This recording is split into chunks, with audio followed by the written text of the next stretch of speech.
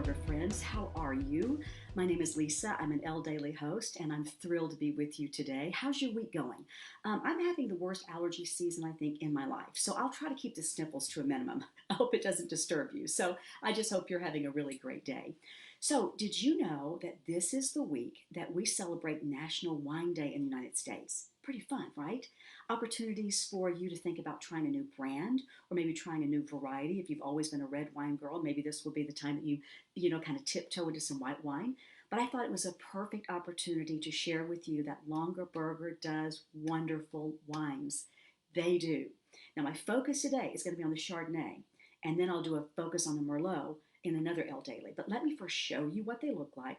Let's talk about wine. Let's talk about all the things we do with it and why we celebrate with it and all things great. Okay, so first of all, focus today is a Longaberger Chardonnay. So this is what we're going to be talking about. If you're already a Chardonnay lover, please try this because it is so refreshing and crisp and delightful and beautiful. I'll tell you about all the notes, what the sommelier says about this particular wine. So that's coming up, okay, for sure. But in a future L Daily, if you are a red wine girl, that's me, we'll also be talking about the Longaberger Merlot. Okay, so a lot of exciting things to talk about. First things first, a little background on wine. We have only recently found out, based on archaeological digs, etc., that wine has been in existence for at least 6,000 BC. That's right. So there were some containers found in the Republic of Georgia that date right back to 6,000 BC that indicate wine was already here. As a matter of fact, of all the alcoholic beverages, and obviously there's spirits and there's beer and there's wine, wine was the first to be invented, as it were. And obviously it's all made from natural ingredients. It's a fermenting process. So it's really a part of our life. You know, whether you partake in having a glass of wine occasionally, or maybe you have wine at dinner, or maybe you don't partake at all, but you have a great friend who loves wine, this is going to be a good session to hang with me. And let's talk about specifically the Chardonnay, okay? First things first, all of Longaberger wines come from California. California, by virtue of the soil and the climate, just happen to provide some of the best wines in the world. But I think also because there are so many wineries, vineyards, that have been passed down from generation to generation to generation in California, that there's this consistency of quality. And there's this real honor and legacy and privilege of being able to provide wine for the United States and around the world with these really great grapes. And California does have the reputation of producing, because of the climate and the soil, slightly sweeter grapes. Not overly sweet, but a slightly sweeter grape. So in the case of a white wine, the skin is removed before the process continues. In the red wine, the skin stays on. So what we're going to talk about today is the Longaberger Chardonnay. I've got a bottle open here for you. Now, full disclosure, I generally don't drink wine at all in the day. I have nothing against it. If other people do, just for me, it makes me sleepy. But if I were going to go out for a delightful lunch on a summer day like today, it would probably be white wine that I would choose. Let me show you what it looks like. The color is beautiful.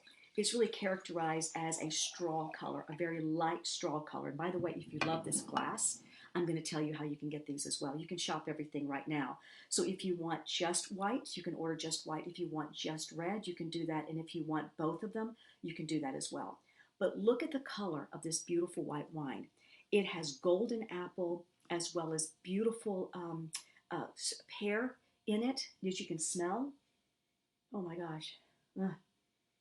You just tell by the fragrance that this is going to be so smooth. There is a crispness to this. There's a beautiful finish. This would be considered a medium body. Oh my gosh. That is so good. That is so good. It's very interesting. Some people that I know drink only white wine in the spring and summer, and then will drink only red wine in the autumn and fall.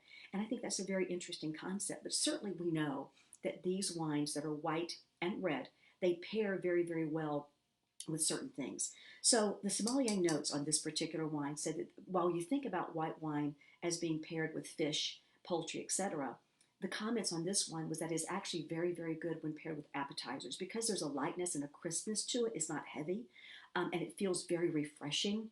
And you know, we always chill our white wine, so there's something very just, I don't know, lovely and light about it, and it feels very happy.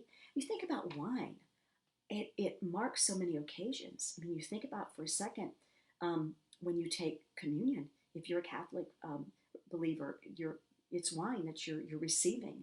If you are celebrating, what a champagne is a sparkling wine. So we toast champagne at New Year's Eve or at weddings celebrations, or you have wine many times, at least in my life, when I've been invited to someone's home after someone has passed away. When there's the meal, generally it is a solemn occasion, and generally wine is served because there's something very, um, I just think there's something very regal about it. And because it's something that many people like to share, you open a bottle of wine, you want to share it with someone. There's just something really fantastic about wine. Now, a couple things I also want to share with you. If you're a white wine person and you want to try my white sangria, let me tell you what you want to do. You need 2 bottles of this wine, and you can buy these in the duo. So you want 2 bottles of the Longaberger Chardonnay. With that, you want 4 limes. Okay, now this is a white sangria. You're going to love it. 4 limes, 3 peaches. Okay, so this is your fruit, and then a whole bunch of raspberries, and just throw it in there, right? And then you're going to need a little bit of sparkling water. And then, of course, you're going to just mix it all up with a bunch of ice, and it's very, very, very refreshing. Also, white wines are really good if you want to do a wine cooler. I've never really mixed anything with a red wine and it tasted well. I think because white wine, by virtue of what it is, it's sweeter.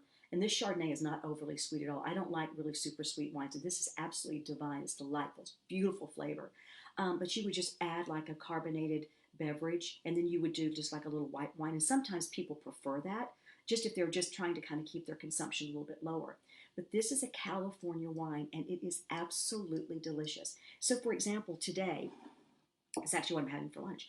I'm all of a sudden fascinated with spinach. I just want spinach. Usually I wilt it, but I'll do like a wilted spinach, and then I'll do maybe like an eggs Florentine, or in this particular case, I have fresh spinach. I just got these tomatoes. They're so fresh. And then I just did a really just light, lean chicken breast. It just looks right together, doesn't it?